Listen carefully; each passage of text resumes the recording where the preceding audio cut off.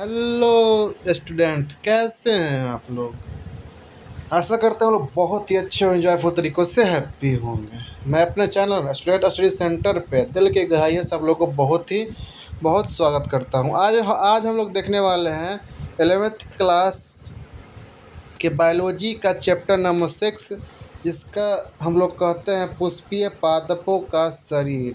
ठीक है, ये जो पुष्पीय पादपों का जो शरीर होता है किस तरह से होता है, इसके बारे में हम लोग देखेंगे। ठीक है,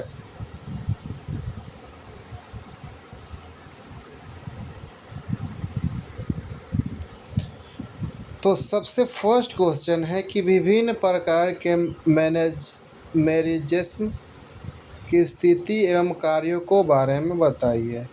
है ना,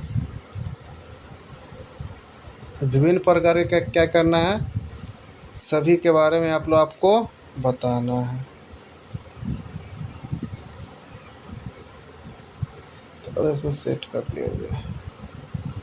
ठीक है,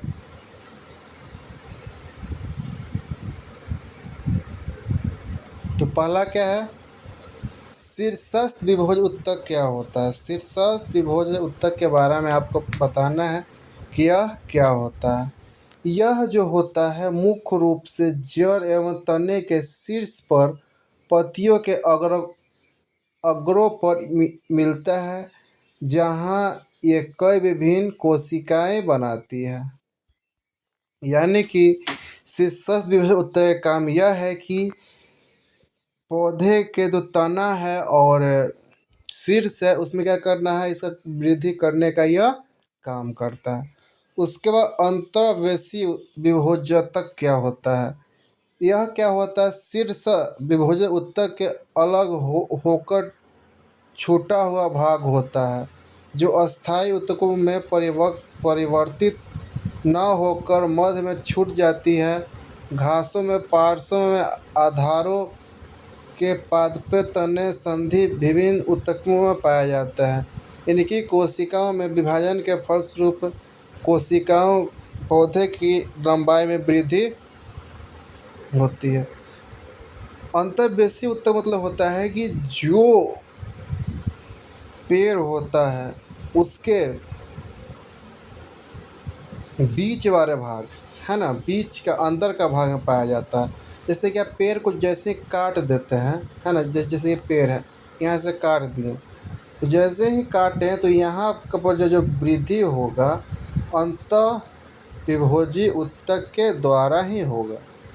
ठीक है, उसके बाद आता है पार्श्व विभोजक उत्तक। ठीक है, पौधे में इन उत्तकों की स्थिति पार्श्व में होती है, इसीलिए इसे पार्श्व विभोजक उत्तक कहते हैं। इसी कोशिका विभाजन आरोही दिशा में और ये दिशा में होती है। उदाहरण के लिए फूलिए, कैंपिए, कॉर्क, कैलेब्रे, ये कुछ वर्ड है जैसे आपको समझा देते हैं कि पेड़ जैसे कि कुछ, या जैसे कि एक हम पेड़ लेते हैं, जैसे कि पेड़ हो गया और ऊपर क्या होगा, ये पत्ता बना देते हैं। चलिए इसको, है ना, ये पत्ता बन गया। बनाने में तो नहीं बन रहा दोस्तों, है ना। तो ये जो बाहर है, है ना, ये जो बाहर जो पेड़ का जो शाखा होते हैं, इसको बाहर विभाजन करने का काम, मतलब कि बढ़ाने का काम किसका है, तो पार्श्व विभोजी उत्तक का काम। और जैसे ही पेड़ को काट देते हैं और जो बढ़ता है वो पेड़ को बढ़ाने, शाखा बढ़ाने का काम कौन करता है, यह अंतर्वेशी उत्तक करता है। और ऊपर फुनगी, ये फुनगी को बढ़ाने कौन काम करता है, तो शीर्षस्थ विभोजी उत्तक। फुनगी हो या जड़ हो, सबको बढ़ाने का काम कौन करता है, शीर्षस्थ विभोजक उत्तक। यानी अब समझ में आ गया होगा। नेक्स्ट क्वेश्चन देखते हैं हम लोग। हाँ, नेक्स्ट क्वेश्चन देखते हैं कि टिटिकम तथा वाहिका है। हम लोग VVI क्वेश्चन देख रहे हैं दोस्तों। ठीक है, कि क्या क्या होता है, तो टिटिकम तथा वाहिकाएँ क्या होता है, इसके बीच अंतर आपको देखना है। पेलेन कायमा तथा कोलन कायमा के बीच अंतर आपको देखना है। रस द्वार तथा अंतः काट में अंतर देखना है। खुला तथा बंद संवहन मंडल में आपको अंतर करना है। ठीक है, ये VVI है ना। ये चार अंतर आपको है जो कि VVI है। इसको आप लोग क्या करिएगा, याद कर लीजिएगा। पहला क्वेश्चन है कि वाहिकाएं तथा वाहिकाएं में अंतर। ठीक है, यह क्या होता है, लंबी होती है और क्या होता है, लिंगानुयुक्त होती है। दोनों सिरे पर सक्रिय तथा नुकीली होती है। यह लंबी लिंगानुयुक्त अपेक्षा के चौड़ी कोशिकाएं होती है। आंशिक रूप से जुड़ी होती है। नलिकाएं रचना का निर्माण बनाती हैं। मतलब बोला जा रहा है यह कि यह जो क्या होता है, अधिकांश रूप से लंबी होती है तथा नुकीली भी होती है, परंतु यह क्या होता है, नली के आकार का होता है। दूसरा अंतर है, यह कोशिकाओं सिरे से शीर्ष पर वाहिकाओं के साथ चिपकी होती है। यह जो क्या होता है, सिरा से ऊपर क्या होता है, चिपका हुआ रहता है। इसका दूसरा अंतर है, अनेक कोशिकाओं सिरे से जुड़कर नए सतह रचना का निर्माण करती है। कोशिकाएं अलग अलग नहीं की जा सकती हैं। ठीक है, दो अंतर देख लिए हम लोग। तीसरा अंतर देखते हैं कि दो वाहिकाओं से संधि तल पर गर्तय मिलता है। ठीक है, गर्तमय होकर मिलता है तथा गर्तों से जल इत्यादि का संवहन करता है। ठीक है, उसके बाद इसमें अंतर है कि वाहिकाओं के मध्य अनुप्रस्थ भित्तियाँ नहीं होती हैं। दूसरे सिरों तक बिना बिना किसी अवरोध के ये क्या करता है, आसानी से ये गमन कर सकता है, गमन आसानी से जा सकता है। ठीक है, संघ टेरिफाइटा के सभी सदस्यों में पाई जाती है। यह केवल आवृतबीजी पौधे में पाई जाती है। आवृतबीजी पौधे के बारे में बताया गया है चैप्टर नंबर 5 में। ठीक है, आवृतबीजी अनावृतबीजी होता है। उसके बाद देखते हैं मृदुतम पैरेन्काइमा और स्थूलकम कोलेनकाइमा। पैरेन्काइमा के क्या होता है, एक तरह मरा उत्तक है ना, यह क्या स्थूल, ये मरा हुआ उत्तक नहीं है ना। जैसे पेड़ पौधा होता है, जैसे बाहर का जो परत होता है जिसको आसान से कबाड़ देते हैं, वो क्या होता है, मरा हुआ रहता है। ठीक है, तो पहला अंतर क्या है, यह सरल अस्थायी तथा जीवित कोशिकाओं का बना हुआ होता है। ठीक है, यह सरल तथा स्थायी तथा जीवित कोशिकाओं के उत्तक से बना हुआ रहता है। उसके बाद हम लोग देखते हैं कि कोशिकाओं की कोशिका भित्ति सेलुलोज से बनी होती है और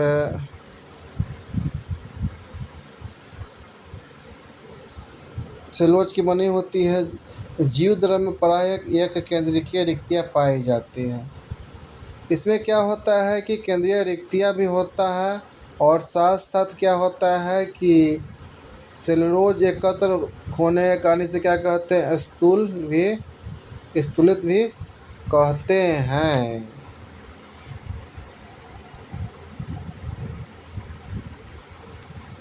यह जो आप देखिएगा, यह जो पैरेन्काइमा कोलेनकाइमा है, ये अस्थायी उत्तक है, अस्थायी।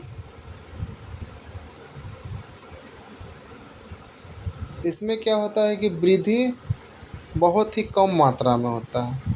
ठीक है, नेक्स्ट हम लोग देखते हैं कि इसमें क्या होता है, भरण उत्तक के रूप में कोशिका के सभी उत्तकों तथा स्थायी में पाई जाती है। यह का पेड़ द्विबीजपत्री तने में बनती है। ये और क्या होता है कि कायिक स्वरूप सक्रिय होता है, कायिक स्वरूप पराग में सक्रिय होता है, बाद में यह लचीला हो जाता है। नेक्स्ट अंतर हम लोग देखते हैं कि रस्ट का था अंतःकाट में अंतर। द्वितीय जाइलम का परिधि और स्थिति हल्के रंग का रस्ट कास्ट बनाता है। द्वितीय जाइलम में केंद्र की ओर स्थिति हरे रंग का भाग अंतःकाष्ठ बनाता है। ठीक है, उसके बाद हम लोग देखते हैं थोड़ा सा और अंतर देखते हैं कि इसमें से आप दो अंतर लिख लीजिएगा, ज़्यादा इसमें से आप नहीं आता है ना। नेक्स्ट क्वेश्चन देखते हैं, खुला संवहन बंदर तथा बंद संवहन बंदर के बीच अंतर। ठीक है, तो खुला संवहन बंदर किस में पाया जाती है, तो द्विबीजपत्री में पाया जाता है ना। और बंद संवहन बंदर किस में पाया जाता है, तो एक बीजपत्री में पाया जाता है। एक बीजपत्री तना के बीच में पाया जाता है। संवहन बंदर संयुक्त वही फ्लोमी उभय फ्लोमी होता है। संवहन बंदर संयुक्त तथा वही फ्लोमी होता है। संवहन बंदर के जाइलम तथा फ्लोमी के मध्य मध्य एधा कोशिका पट्टी पाई जाती है। इसमें क्या पाया जाता है, एधा कोशिका का अभाव होता है। ठीक है, आगे देखते हैं।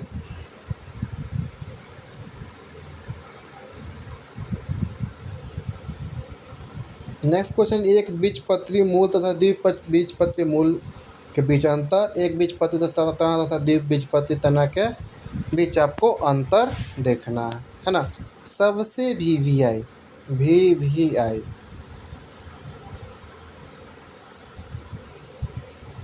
एक बीजपत्री मूल तथा द्विबीजपत्री मूल के बीच अंतर, और एक बीजपत्री तना तथा द्विबीजपत्री तना के बीच अंतर। ठीक है, हम लोग देखेंगे।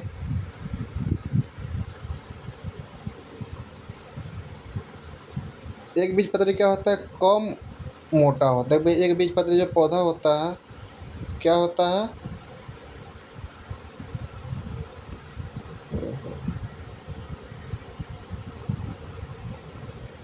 कम स्तर पर क्या होता है, मोटा होता है। अपेक्षाकृत क्या होता है, अधिक मोटा होता है।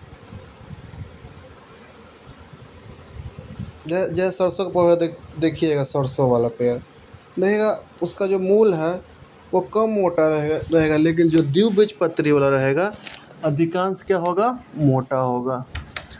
उसके बाद पार्श्व मूल इसमें बनती है।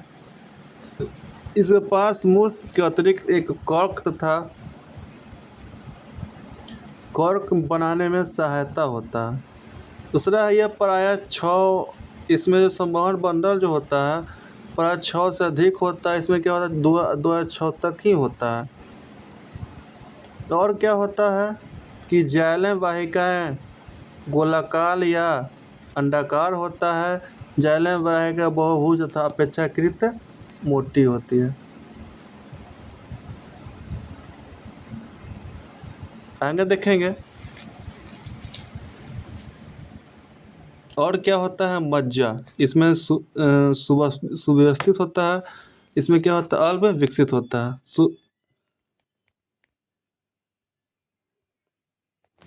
एक बीजपत्री तथा द्विबीजपत्री तना के बारे में हम लोग देखते हैं। यह क्या होता है, बाह्य त्वचा क्या होता है, अधिकतर रोम रहित होता है या प्रायः रोम युक्त होता है। ठीक है, संवहन बंदर भरण ऊतक से विकृत रहते हैं, है ना। इसमें 2-4 को अंतर है, आप अच्छे से इसको लिख लीजिएगा देखकर। ठीक है, जो आपको अच्छा लगे, है ना। इसमें से लिख लीजिए, जाइलम वाला लिख लीजिएगा। इसमें वाहिकाएं भी या वाई आकार में विकसित होता है। इसमें वाहिकाएं अक्षीय पंक्तियों में विकसित होता है। फ्लोएम के बारे में लिख लीजिएगा। मज्जा के बारे में लिख लीजिएगा, इसमें मज्जा मज्जा नहीं होती है, इसमें मज्जा होती है। नेक्स्ट देखेंगे कि आप सैस्प तने की अनुप्रस्थ काट का सूक्ष्मदर्शी अवलोचना कीजिए। आप कैसे पता करेंगे कि एक बीजपत्री तना है तथा द्विबीजपत्री तना, इसके कारण बताइए, है ना। सैस्प तने के अनुप्रस्थ काट का सूक्ष्मदर्शी आलोचना करके निम्नलिखित तथ्यों के आधार पर एक बीजपत्री तथा द्विबीजपत्री तने का पहचान करते हैं, है ना। कैसे पहचान करते हैं हम लोग, तो पहला क्या करते हैं कि तने के आंतरिक आकारिका के लक्षण। ठीक है, बाह्य त्वचा पर उभयचम रंध्र तथा बहुकोशिकीय रोम पाया जाता है। ठीक, कैसे देखते हैं हम लोग कि तना पे क्या होता है कि रंध्र होता है तथा बहुकोशिकीय रोम भी पाया जाता है। और क्या होता है कि अंत अंत त्वचा प्रायः अनुपस्थित तथा अल्प विकसित होता है। संवहन बंडल संयुक्त बही फ्लोमी या उभय फ्लोमी होते हैं। ये ये दिखाया गया एक बीजपत्री तने का आंतरिक लक्षण के आधार पे आप इसको देख सकते हैं कि इसमें क्या होता है, संवहन बंडल उभरे होते हैं। इसमें क्या होता है, संवहन बंडल उभरे होते हैं। जाइलम वाहिकाएं भी तथा वाही क्रम में होता है। वह तो जब बहुकोशिकीय रोम अनुपस्थित होता है। भ्रूण ऊतक बलफुट होता है, मज्जा व्यचित होता है ना। ये सब कुछ अंतर है, इसके आप देख लीजिएगा और इसको अच्छे से आप लोग लिख लीजिए, है ना। नेक्स्ट क्वेश्चन है, सूक्ष्मदर्शी किसी पौधे के भाग के अनुपस्थ कात में निम्नलिखित रचनाएं दिखाइए। ठीक है, तो क्या है,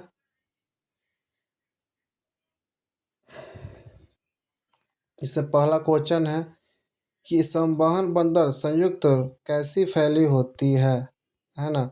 इसके चारों ओर स्केलेनकाइमा अक्षत है। फ्लोएम दूसरा क्या है, फ्लोएम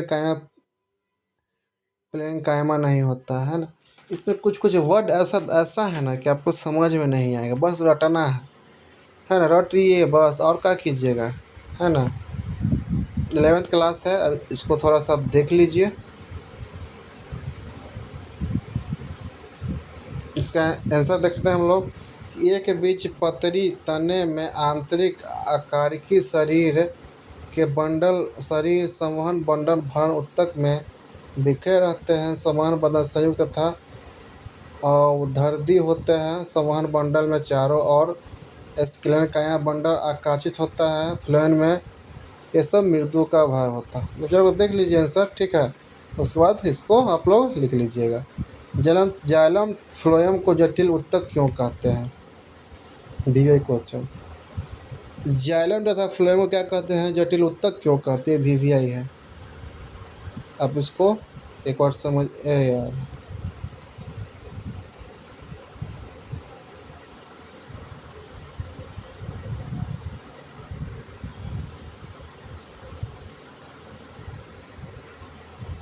जाइलम और फ्लोएम में ऊतक, जाइलम तथा फ्लोएम को जटिल ऊतक क्यों कहते हैं, सबसे VVI है। जाइलम क्या करता है, जटिल ऊतक इसलिए कहते हैं क्योंकि ये एक प्रकार का क्या है, कोशिकीय से मिलकर बना होता है।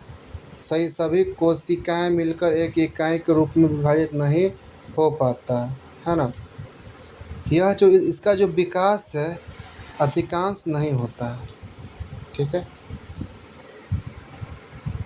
नेक्स्ट क्वेश्चन देखते हैं हम लोग कि रंध्र तंत्र क्या है। रंध्र की रचना का वर्णन करो, इसका नामांकन चित्र भी बनाइए। ये VVI नहीं है, इसको छोड़ दो।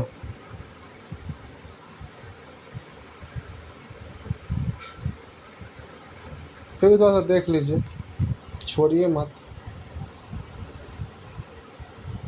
रंध्र ऐसी रचना जो पत्तियों को बाह्य त्वचा पर पाया जाता है। रंध्र वाष्पो उत्सर्जन तथा गैसों के विनिमय में नियमित रूप से रंध्र, प्रत्येक रंध्र एक वचन, प्रत्येक रंध्र में सेम के आकार की 2 कोशिकाएं होती है जिसे द्वार कोशिकाएं कहती है। एक बीजपत्री पौधे में द्वार कोशिका डंबलकार होता है ना। ये थोड़ा बहुत है, इसको देख लीजिए, है ना। इसका फोटो बनाया हुआ, यह क्या एक बीजपत्री का है, एक बीजपत्री और 2 बीजपत्री का है ना।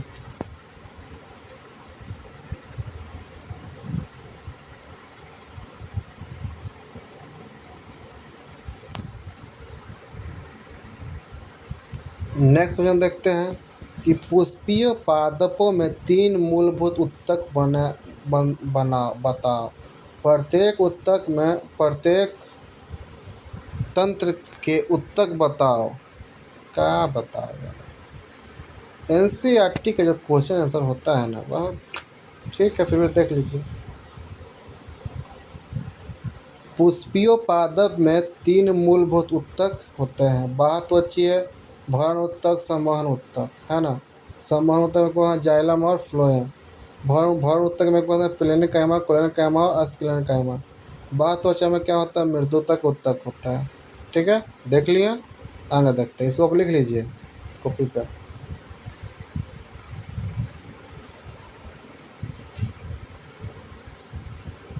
नेक्स्ट है, पादप शरीर का अध्ययन हमारे लिए कैसे उपयोगी है? ये पेड़ पौधा का जो शरीर है हम लोगों के लिए क्यों उपयोगी है? पादपों शरीर का उपयोग हम लोग का क्यों उपयोगी है? तो फार्माकोनॉसी विज्ञान की वह शाखा है जिसके अंतर्गत औषधि के उद्योग, विशेषता, उपयोग। अब इसको एक बार लिख लीजिए स्क्रीनशॉट लेकर। आगे देखते हैं हम लोग क्वेश्चन।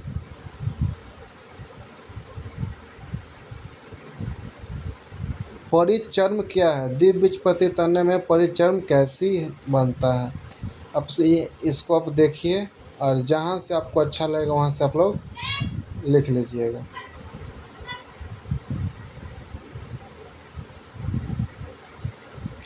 नेक्स्ट क्वेश्चन है, पृष्ठाधर पत्ती के भीतरी रचना का वर्णन चिन्हित चित्रों के सहायता से कीजिए, है ना। बाह्य त्वचा के बारे में पढ़िए कि बाह्य त्वचा समांतर दोनों सतहों पर एक कोशिकीय मोटे स्तंभ में रूप में होता है। ऊपरी त्वचा, निचली त्वचा, है ना। ये सब एक बार पढ़िए, स्क्रीनशॉट लीजिए, कोई पर लिखिए, ठीक है। उसके बाद नेक्स्ट क्वेश्चन देखते हैं हम लोग।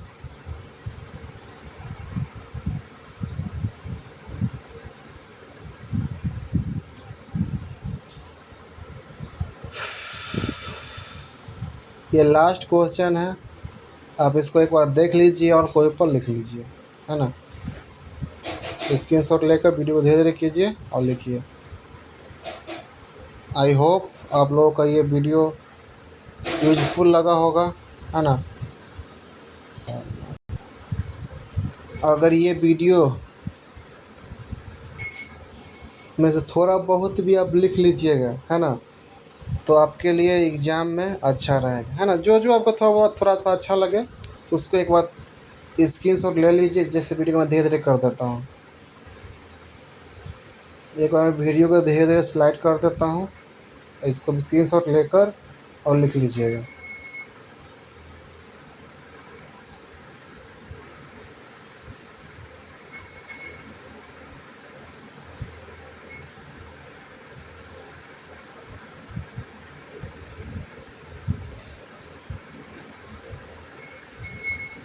मृदु उत्तक, उसको उत्तक में अंतर लिखना है। रस द्वांत काष्ठ में अंतर लिखना है। खुला मंडल में अंतर लिखना है। वीडियो को आप स्लो कर लीजिएगा, है ना, और इसको लिख लीजिएगा।